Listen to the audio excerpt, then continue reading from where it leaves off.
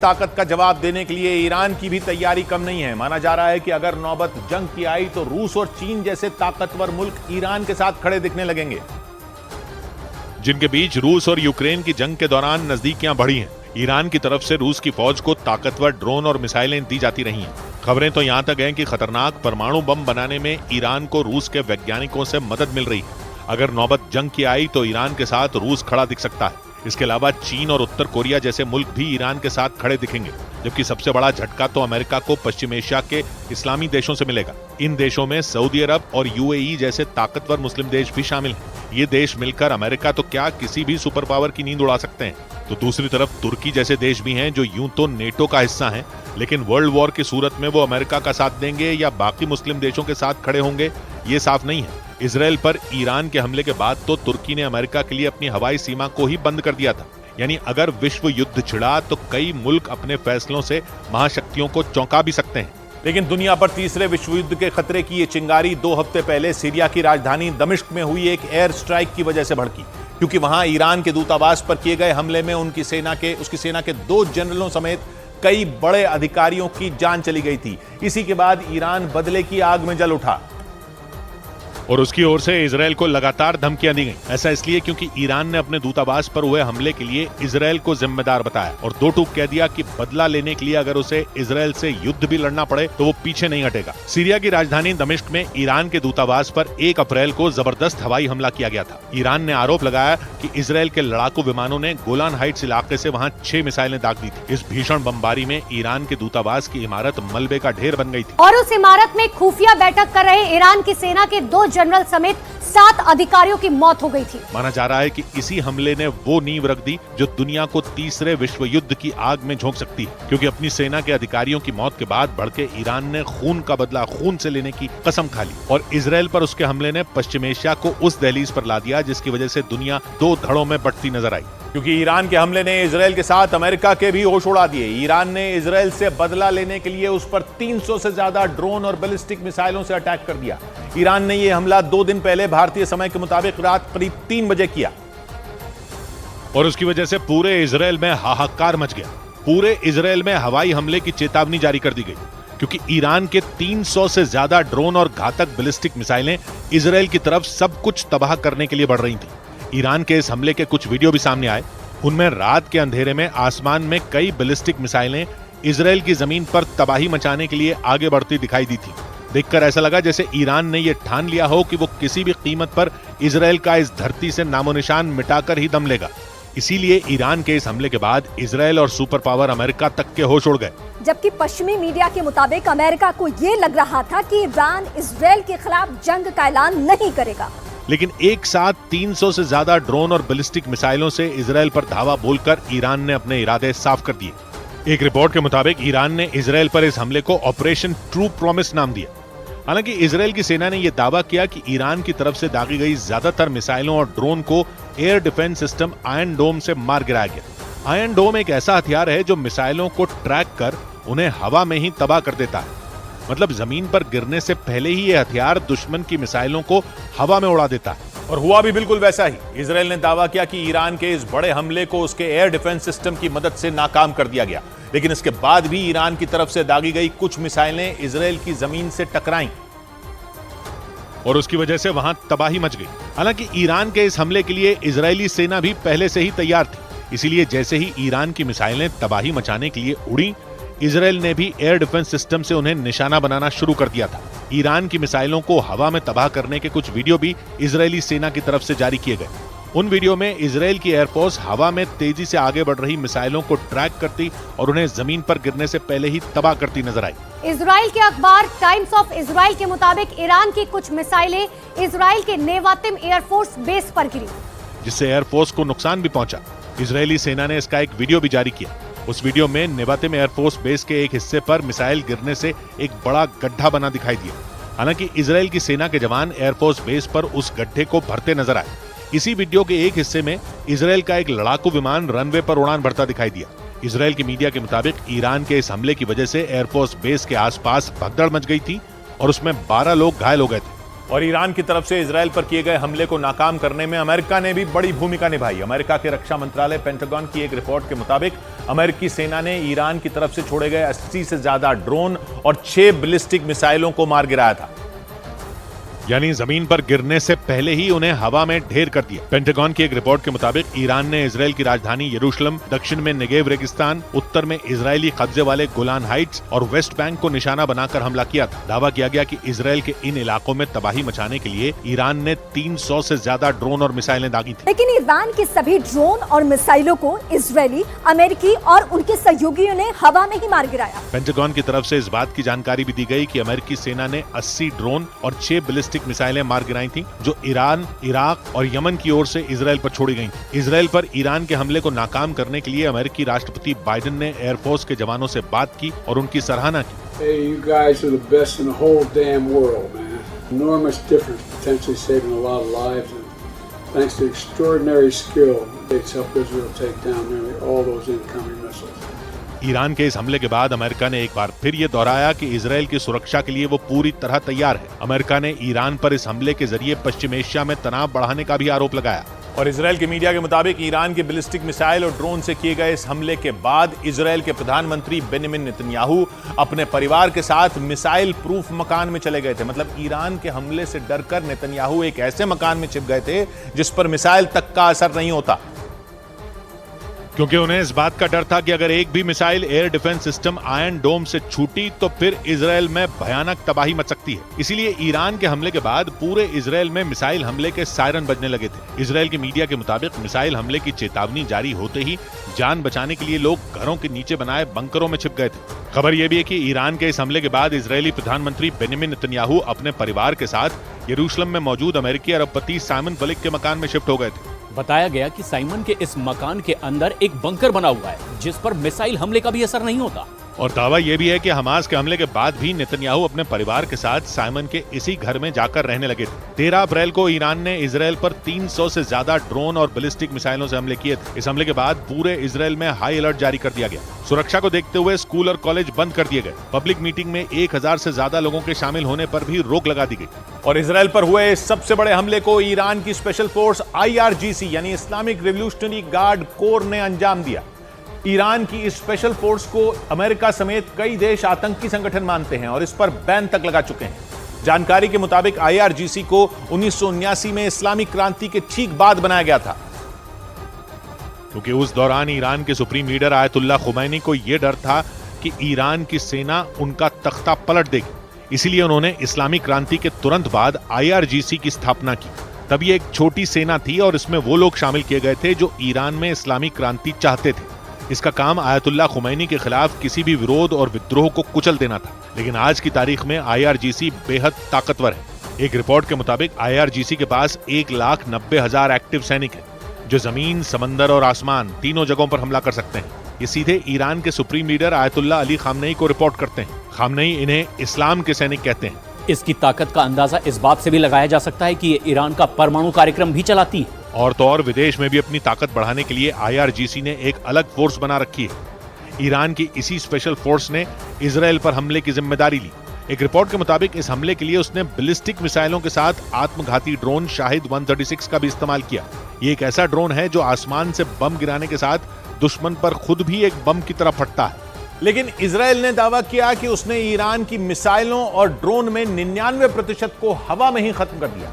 Iran ने 2 दिन पहले रात में इजराइल पर 300 से ज्यादा मिसाइलों और ड्रोन से हमला किया था।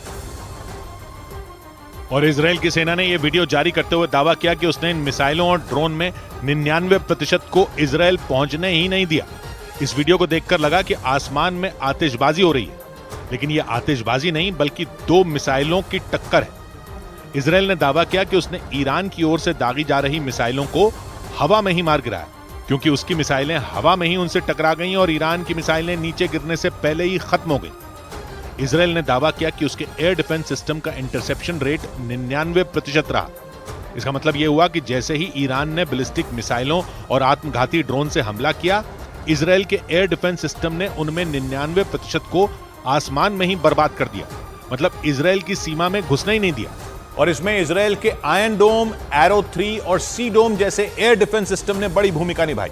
इजरायल की ओर से जानकारी दी गई कि ईरान ने जो मिसाइलें दागी उनमें कई मिसाइलें ऐसी थीं जिनकी रेंज 1700 किलोमीटर थी और इन मिसाइलों में कई को इजरायल के एरो 3 एयर डिफेंस सिस्टम ने हवा में ही ध्वस्त कर दिया। ये वो एयर डिफेंस सिस्टम है जिसे इजरायल हूथी विद्रोहियों के खिलाफ इस्तेमाल करता है और लंबी दूरी की मिसाइलों से होने वाले हमले रोकता है। इजरायल ने दावा किया कि ईरान की 100 से ज्यादा बैलिस्टिक मिसाइलों को एरो 3 ने ही मार गिराया। यही नहीं, खबर है कि एरो 3 एयर डिफेंस सिस्टम ने कुछ मिसाइलों को तो पृथ्वी के वायुमंडल के बाहर ही खत्म कर दिया, क्योंकि इस एरो 3 की मिसाइलों में एक्सो एटमॉस्फेरिक इंटरसेप्टर तकनीक का इस्तेमाल होता है और ये तकनीक बैलिस्टिक मिसाइलों को पृथ्वी के वायुमंडल के बाहर ही ट्रैक कर सकती है। और इसी तकनीक ने ईरान की कई मिसाइलों को हवा में उड़ा दिया। इसके अलावा आयरन डोम और सी डोम ने भी ईरान की कई मिसाइलें और ड्रोन तबाह किए। इजरायल ने अपना मजबूत एयर डिफेंस सिस्टम अमेरिका और ब्रिटेन जैसे देशों की मदद से बनाया है और आयरन डोम, सी डोम और एरो 3 जैसे एयर डिफेंस सिस्टम इजरायल की हवाई सीमाओं को ऐसी सुरक्षा देते हैं जिसे भेद पाना मुश्किल है, क्योंकि इजरायल का एयर डिफेंस सिस्टम करीब 2400 किलोमीटर दूर से ही खतरे को पहचान लेता है। एरो 3 पृथ्वी के वायुमंडल के बाहर तक मार करने की क्षमता रखता है, तो आयरन डोम कम दूरी के रॉकेटों को मार गिराने में माहिर है और इसकी सफलता की दर 90% मानी जाती है। इसके अलावा सी डोम एयर डिफेंस सिस्टम भी इसी से मिलता जुलता है। फर्क बस इतना है कि इसे जहाज पर भी तैनात किया जा सकता है, इसीलिए इसे सी डोम एयर डिफेंस सिस्टम कहते हैं। अमेरिका और ब्रिटेन की मदद से तैयार ये एयर डिफेंस सिस्टम इजरायल की अलग अलग सीमाओं पर तैनात है, क्योंकि इजरायल की 1000 किलोमीटर लंबी सीमा जॉर्डन, सीरिया, लेबनान और फिलिस्तीन जैसे देशों से लगी हुई है और इन सभी देशों से इजरायल का 36 का आंकड़ा है। बड़ी बात यह कि इजरायल की सीमा से लगे इन देशों की ईरान से दोस्ती है और इसीलिए इजरायल 24 घंटे अलर्ट रहता है, जिसका उसे 2 दिन पहले हुए हमले में फायदा भी मिला था, क्योंकि इजरायल के मुताबिक ईरान की 300 से ज्यादा मिसाइलों और ड्रोन में केवल 1% ही इजरायल तक पहुंच पाए थे और 99% को हवा में ही खत्म कर दिया गया था। हालांकि इजरायल से ईरान के बदले की शुरुआत 2 रोज पहले फारस की खाड़ी से लगने वाले समुद्री गलियारे स्ट्रेट ऑफ हॉर्मुज से हुई, क्योंकि दोनों देशों में बने जंग जैसे हालात के बीच ईरान ने वहां से गुजर रहे इजरायल के माल ढोने वाले एक जहाज को अगवा कर लिया था। उस जहाज पर कब्जा किए जाने का एक वीडियो भी सामने आया था और उस वीडियो में दिखा कि ईरान के सैनिकों ने इजरायल के उस जहाज पर बिल्कुल फिल्मी अंदाज में धावा बोला। वो एक हेलीकॉप्टर की मदद से समंदर में मौजूद उस जहाज पर उतर गए और उसे अगवा कर अपने साथ ले गए थे। न्यूज एजेंसी रॉयटर्स के मुताबिक उस जहाज पर मौजूद चालक दल के 25 सदस्यों में 17 भारतीय शामिल हैं, जिन्हें छुड़ाने के लिए भारत के विदेश मंत्रालय ने ईरान पर दबाव बनाना शुरू कर दिया। रॉयटर्स के मुताबिक इजरायल का माल ढोने वाला वो जहाज यूएई से भारत आ रहा था, लेकिन रास्ते में उसे स्ट्रेट ऑफ हॉर्मुज में हाईजैक कर लिया गया था। स्ट्रेट ऑफ हॉर्मुज ईरान के पास मौजूद एक समुद्री गलियारा है जो अंतर्राष्ट्रीय व्यापार का एक अहम रूट है। फारस की खाड़ी को खुले समंदर से जोड़ने वाला इकलौता रास्ता भी यही है और इस इलाके पर लंबे वक्त से ईरान का दबदबा रहा है। वो स्ट्रेट ऑफ हॉर्मुज से गुजरने वाले सुपर पावर अमेरिका के भी जहाजों को कई बार निशाना बना चुका है, लेकिन इजरायल के जहाज पर कब्जा जमाकर ईरान ने उसे आने वाले खतरे का ट्रेलर पहले ही दिखा दिया था, क्योंकि इजरायल के जहाज के अगवा किए जाने के कुछ घंटे बाद ही ईरान ने उसकी धरती पर ड्रोन और मिसाइलों की बारिश कर दी थी। हालांकि अमेरिका इजरायल को बचाने के लिए कूद पड़ा, लेकिन इसी के साथ बाइडेन ने यह भी साफ कर दिया कि वो ईरान के खिलाफ इजरायल की किसी भी सैन्य कार्रवाई में साथ नहीं देंगे।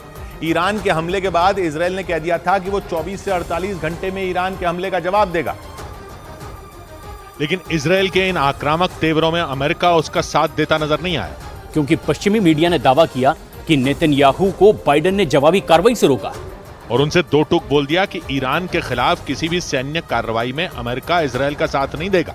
यानी जंग छिड़ी तो ईरान के खिलाफ इजरायल अकेला पड़ सकता है, क्योंकि अमेरिका मौजूदा हालात में ईरान से उलझने से बचता दिख रहा है। या यूं कहें कि यूक्रेन जंग और गाजा युद्ध के बाद अमेरिका एक और जंग के लिए तैयार नहीं है, क्योंकि इन दोनों लड़ाइयों में अमेरिका ने एक पक्ष का साथ दिया था और इसकी वजह से दूसरा पक्ष उसका दुश्मन बन गया था। गाजा जंग के बाद तो ईरान ने इजरायल ही नहीं अमेरिका के खिलाफ भी माहौल बनाना शुरू कर दिया था और इस बार तो इजरायल सीधा ईरान से भिड़ने की तैयारी में है। नेतन्याहू की वॉर कैबिनेट में इस पर मोहर भी लग चुकी है, लेकिन ईरान के खिलाफ जवाबी कार्रवाई कब और कैसे होगी ये तय होना बाकी है। और इससे पहले ही अमेरिका ने इजरायल को संकेत दे दिए कि ईरान के खिलाफ जंग में वो उसका साथ नहीं देगा और इजरायल ने जंग छेड़ी तो उसे ईरान से अकेले ही लड़ना पड़ सकता है। इस मामले में संयुक्त राष्ट्र सुरक्षा परिषद भी जंग रोकने की कोशिश में जुट गया और संयुक्त राष्ट्र सुरक्षा परिषद ने बयान जारी किया कि दुनिया एक और जंग नहीं झेल सकती और इजरायल को ईरान से बदला लेने की भावना से विवाद और नहीं बढ़ाना चाहिए। यानी ईरान से बदला लेने की तैयारी कर रहे नेतन्याहू का ना अमेरिका ने साथ दिया और ना संयुक्त राष्ट्र सुरक्षा परिषद ने, क्योंकि दुनिया में पहले ही 2 बड़े युद्ध चल रहे हैं। रूस और यूक्रेन जंग भी जारी है और गाजा जंग भी, और अगर एक और युद्ध शुरू हो गया तो समझो तीसरा विश्व युद्ध तय हो गया, क्योंकि ईरान एक ताकतवर देश है और इजरायल के लिए अकेले ईरान में वैसी तबाही करना नामुमकिन है जैसी उसने गाजा में की थी। क्योंकि ईरान के पास हथियारों का भंडार है, उसकी सेना की ताकत भी इजरायल से कहीं ज्यादा है। क्योंकि इजरायल की सेना में करीब 7 लाख सैनिक हैं और ईरान की सेना में करीब 12 लाख सैनिक। इजरायल के पास 1300 टैंक हैं तो ईरान के पास करीब 2000 टैंक हैं। यही नहीं, पश्चिमी मीडिया ने कई बार दावा किया है कि ईरान के पास खतरनाक परमाणु हथियार भी हैं। वो अलग बात है कि ईरान के परमाणु कार्यक्रम की वजह से उस पर अलग अलग देशों ने 400 प्रतिबंध लगाए हुए हैं। लेकिन इन सारे प्रतिबंधों के बावजूद ईरान की ताकत इजरायल से ज्यादा मानी जाती है। मुस्लिम देश होने की वजह से ही उसकी शक्ति और बढ़ जाती है और इजरायल की सीमाएं इस्लामी देशों से घिरी हुई हैं।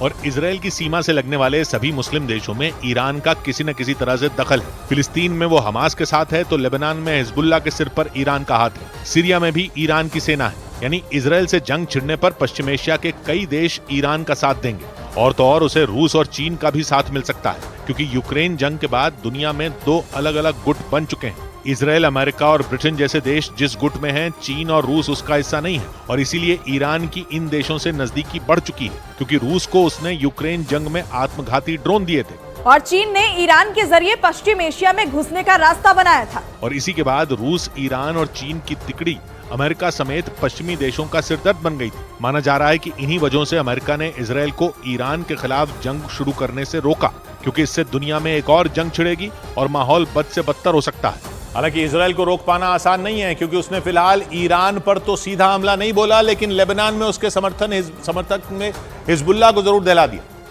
नेतन्याहू ने हिजबुल्लाह की हथियारों की एक फैक्ट्री उड़ाकर बदले की शुरुआत कर दी, क्योंकि ईरान हथियारों से लेकर ट्रेनिंग देने तक हिजबुल्लाह के लड़ाकों का साथ देता आया। इसलिए इजरायल की सेना ने उसके समर्थन वाले चरमपंथी पर धावा बोलकर एक तरह से जंग का ऐलान कर दिया और हिजबुल्लाह की हथियारों की फैक्ट्री पर बड़ी एयर स्ट्राइक कर बदले की कार्रवाई कर दी। इजरायल की फौज ने आसमान से रॉकेट दागे और पूरी फैक्ट्री को एक झटके में मिट्टी में मिला दिया। और ऐसा करके इजरायल की सेना ने ईरान के खिलाफ चाल चल दी, क्योंकि हिजबुल्लाह और ईरान दोनों ही इजरायल के कट्टर दुश्मन हैं। ईरान के समर्थन पर ही लेबनान के चरमपंथी संगठन हिजबुल्लाह का गठन किया गया था और ईरान के इशारों पर ही हिजबुल्लाह हमास से छिड़ी जंग में इजरायल के खिलाफ मोर्चे पर उतर आया था। यानी इजरायल ने बदला लेने के लिए ईरान पर हमले किए तो हिजबुल्लाह ढाल बनकर खड़ा हो जाएगा।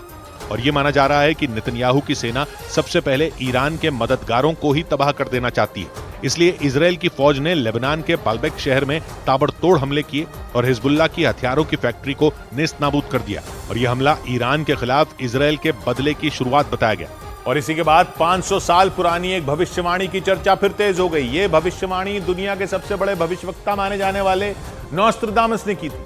उनकी इस भविष्यवाणी में इस बात की तरफ इशारा किया गया था कि 500 साल बाद एक बहुत बड़ी जंग होगी और ये जंग किसी विश्व युद्ध से कम नहीं होगी।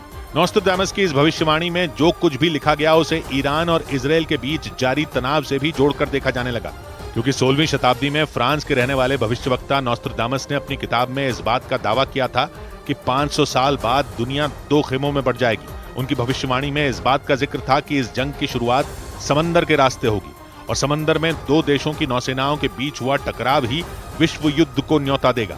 और माना ये जा रहा है कि ईरान और इजरायल के बीच भी जंग की शुरुआत समंदर के रास्ते ही हुई है, क्योंकि दोनों के बीच तलवारें खिंचने की बड़ी वजह लाल सागर में हूथी लड़ाकों के हमलों को माना गया। ऐसा अंदेशा जताया गया कि हूथी लड़ाकों के किए हमलों ने ही इजरायल और ईरान के बीच चिंगारी को भड़काया, क्योंकि ईरान ने खुल्लम खुल्ला हूथी लड़ाकों के समर्थन में खड़े होने का ऐलान कर दिया था और उसी के बाद से हूथी लड़ाकों के इजरायल पर हमले तेज हो गए थे। इस बीच